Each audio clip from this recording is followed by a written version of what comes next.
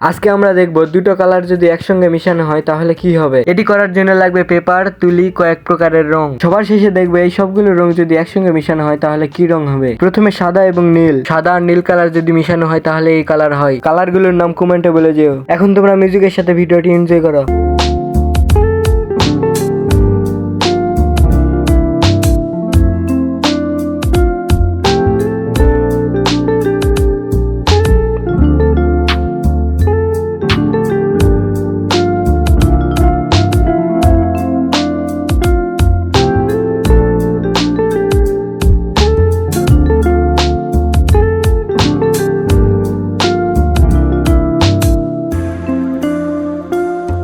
এইবার এই সবগুলো কালার একসঙ্গে মিশাবো।